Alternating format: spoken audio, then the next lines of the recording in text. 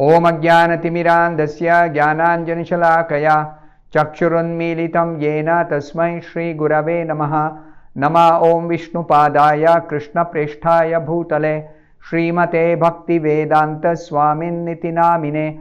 Namaste Saraswate Deve Gauravani Pracharine Nirvishesha Shunyavadi Paschatya Deshatarine. Jaya Shri Krishna Chaitanya Prabhu Nityananda Shri Advaita Gadadhara Srivasadi Gaura Bhakta Vrinda. Hare Krishna Krishna Krishna Hare Hare Hare Rama Rama Rama Hare Hare. Om Namo Bhagavate Vasudevaya Narayanam Namaskritya Naram Chaiva Narottamam Devim Saraswatim Vyasam Tato Jayamudirayet. In this session, we'll be discussing from the 27th verse of the 9th chapter of the first canto of Srimad Bhagavatam. Dana dharman, raja dharman, moksha dharman vibhagashaha, stri dharman, bhagavad dharman, samasa vyasa yogataha. The meaning of this verse is, he then explained, that is, describing Bhishma Deva explaining to Yudhishthira the different types of dharmas. By divisions, acts of charity, dana dharma, the pragmatic activities of a king, raja dharma, and activities for salvation, moksha dharma. Then he described the duties of women, stri dharma, and devotees. What is bhagavad dharma? Devotees, activities of the devotees, both briefly and extensively, samasa and vyasa, briefly and extensively. So Srila Prabhupada says briefly about these different types of dharmas. These are explained elaborately in the Mahabharata. It is given. So here he says, to give charity is one of the householder's main functions. Among the 4 ashramas, Brahmachari, Grahastha, Vanaprastha and Sannyas, the Brahmacharis, Vanaprastha and Sannyasis don't earn money, don't have a means of getting their livelihood. So they are dependent on bhiksha. They beg or live by whatever is available easily in nature. So the grahasthas have to do this charity, giving dana. To whom? To brahmacharis, to the vanaprasthas and sannyasis. All 3 are engaged in spiritual activities exclusively. So charity is to be given to somebody exclusively devoted to spiritual activities. Charity is not to be given to somebody who is poor, somebody who is handicapped. No, that is not charity. That's not dana. That is different. What is that called? That's called daya. See, try to understand difference between dana and daya. Prabhupada explains this elsewhere.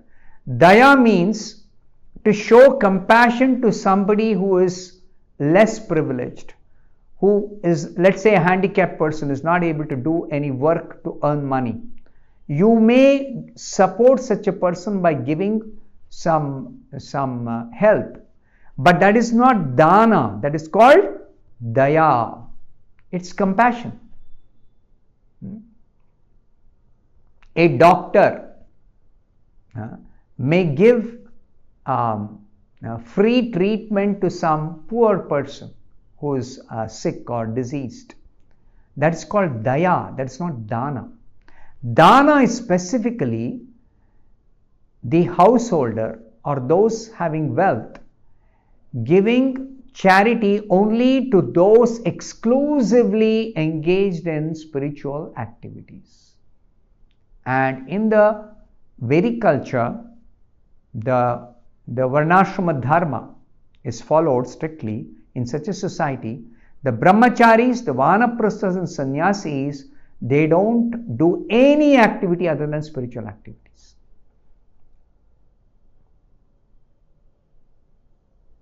So a brahmachari has got specifically the duty to learn, to get trained up how to practice spiritual life. That is the main duty of a brahmachari. A householder should give charity, and a person in the retired and in the renounced order of life, vanaprasthas and sannyasis, should practice penances and austerities. These are general functions for all the ashramas. Actually, the brahmachari training is such that they should understand all the property in the entire world belongs to Krishna, the Supreme Personality of Godhead. No one can claim any proprietorship over anything. Therefore, the life of the householder is meant to give charity, especially to the brahmacharis, vanaprasthas and sannyasis.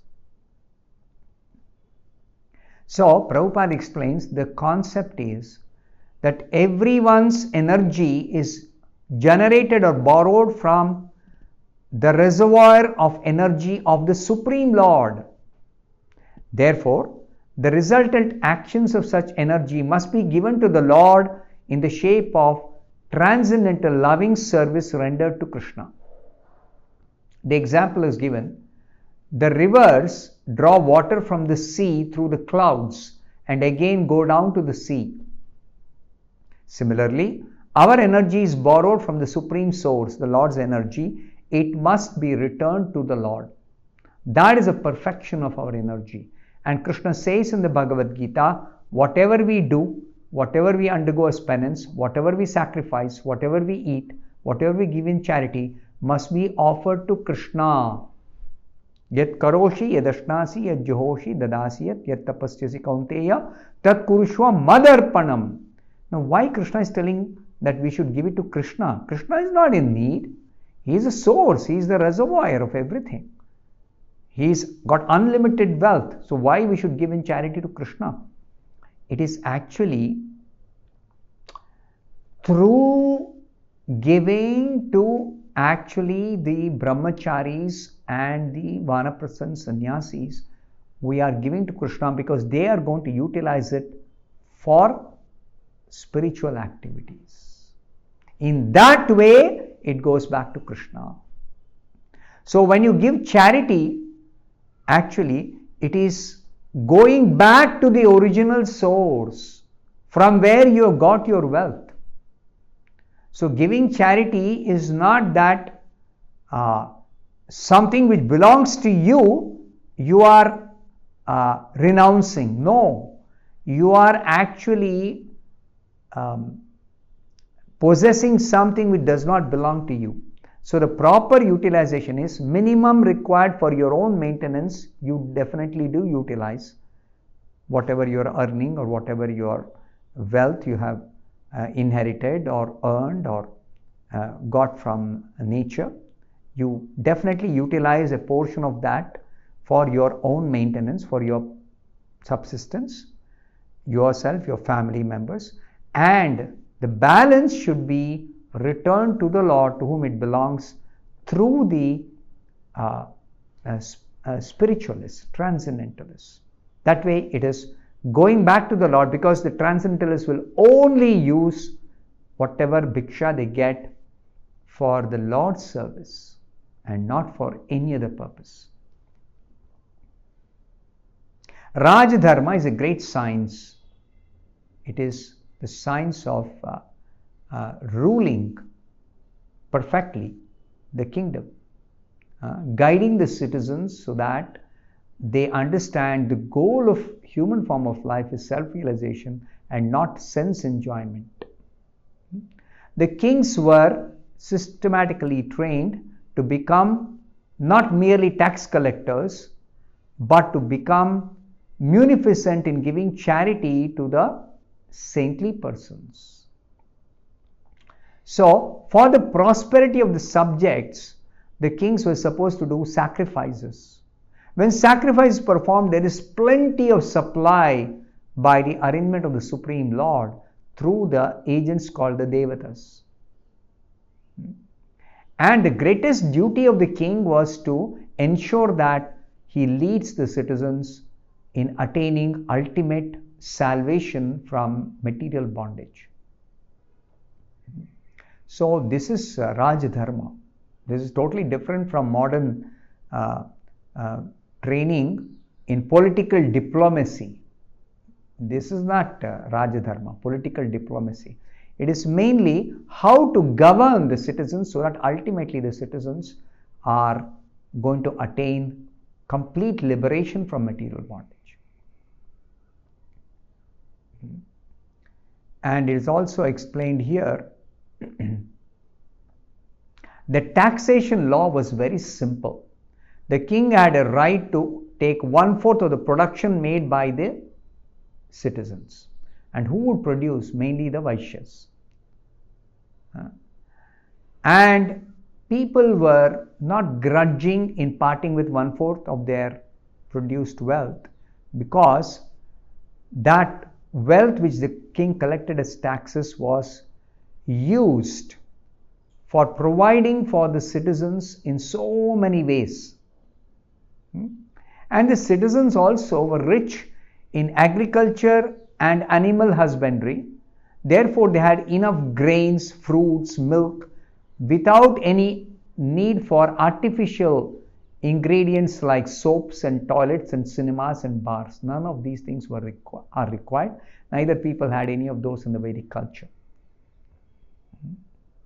So, people were directed to live a life mainly aimed at self-realization. Not that they have wealth, they misuse that for sense gratification in so many sinful ways as is happening in the modern times. No. So, the Raj Dharma is elaborately explained in the Mahabharata.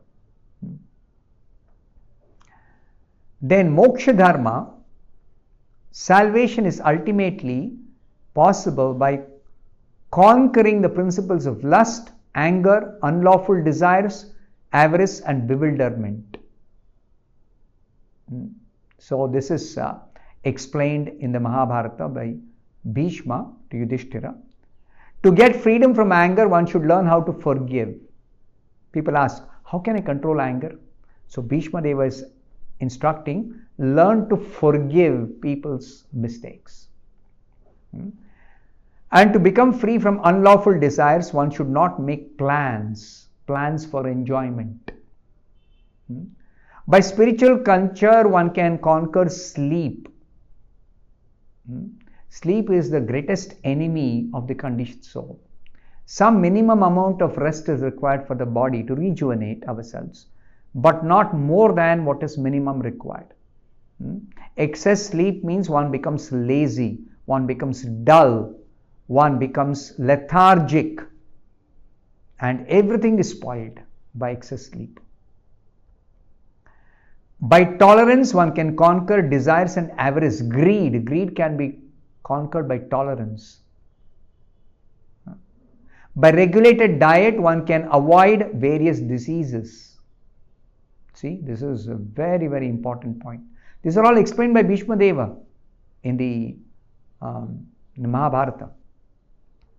Money can be saved by undesirable association, by avoiding undesirable association. It's only in bad association that money is misspent. So if you have good association, your money will not be wasted in so many sinful activities like that. So Bhishma Deva explained so many things.